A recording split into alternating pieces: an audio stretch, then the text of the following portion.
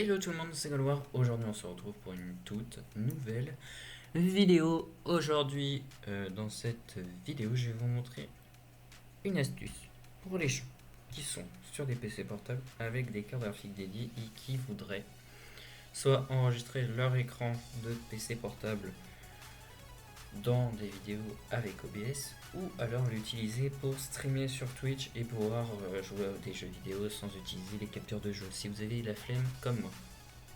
Dans ce tuto, les amis, il va y avoir une astuce qui va régler complètement le problème.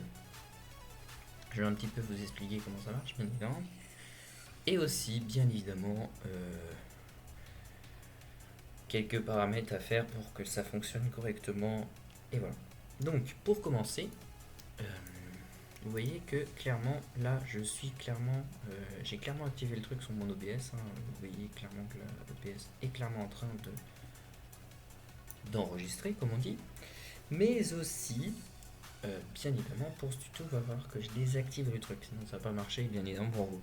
Donc pour commencer, vous allez dans paramètres d'affichage, voilà, et en fait, tout simplement, dans paramètres d'affichage, vous cherchez paramètres, paramètres graphiques.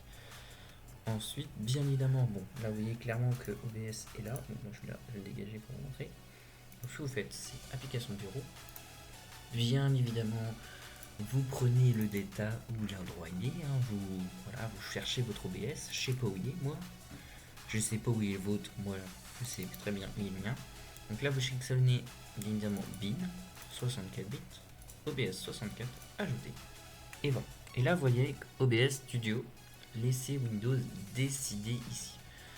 Alors ce que ça va faire ceci, c'est en fait ça va clairement dire à Windows prends la carte graphique que tu veux et utilise-la pour lancer OBS.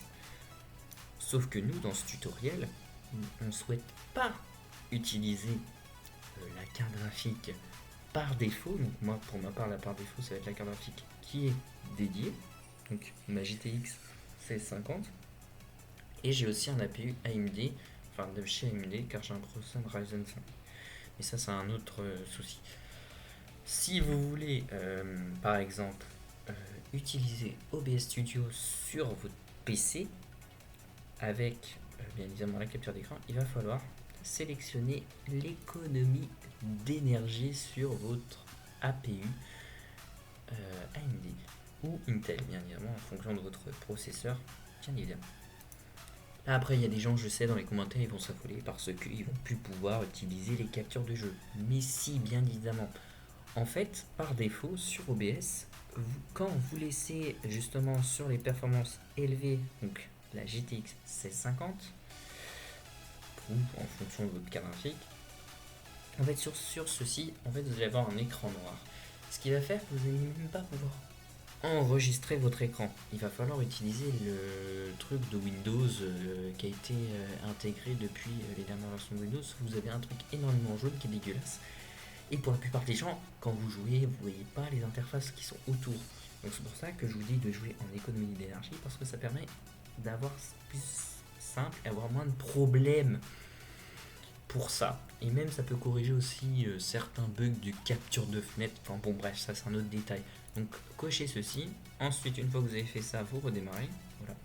Moi j'ai déjà démarré OBS, vu que je suis déjà en train d'encoder avec. Donc voilà, c'est normal que ça me fasse ça. Donc là, vous voyez clairement que je suis. Donc là, en fait, dans la capture d'écran, par défaut, en fait, il va vous mettre en automatique. Et là, en automatique, il va vous choisir ceci. Ce qui fait que, ok, c'est bien, mais vous voyez clairement le truc autour de l'écran. Là, on voit clairement. Sauf que c'est un peu chiant. Donc, en fait, tout simplement, la déploiement du bureau DGI,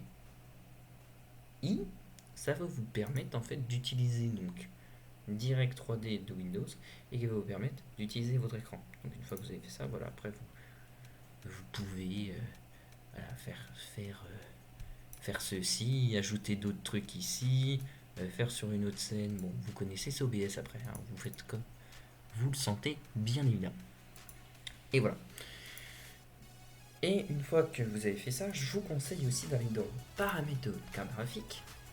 Bien évidemment, la carte graphique que vous utilisez tous les jours. Et là, vous allez dans paramètres de programme juste ici. Et en fait, vous allez ajouter, donc là, bon, mon paramètre est déjà fait, mais vous allez ajouter en cherchant, bien évidemment, OBS. Voilà, il est pas, si je tape, hein, il y a ça, mais bon, vous pouvez prendre, voilà, bon, bref, vous avez compris. Vous prenez OBS Studio, vous le prenez, une fois qu'il est là, vous le sélectionnez comme ceci. Et en fait, au lieu de faire utiliser performance globale par défaut, donc là ça va forcer en fait OBS à utiliser la carte graphique Nvidia, ce que vous ne voulez pas.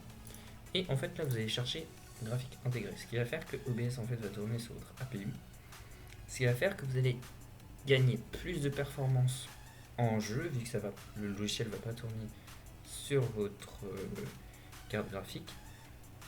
Mais malheureusement, vous allez peut-être perdre pour le processeur parce que c'est le processeur qui va gérer en fait tout simplement l'affichage du logiciel. Ce qui fait que par moment ça peut vous faire certains lags. Mais si vous faites comme moi juste des vidéos type filmer votre écran et parler devant un ordinateur, franchement laisser comme ça c'est très bien et ça permet en fait de clairement baisser un petit peu la consommation de votre CPU si vous avez un PC fixe.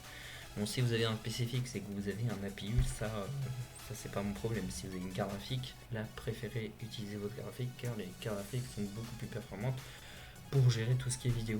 Donc voilà. Une fois que vous avez fait ça, vous appliquez.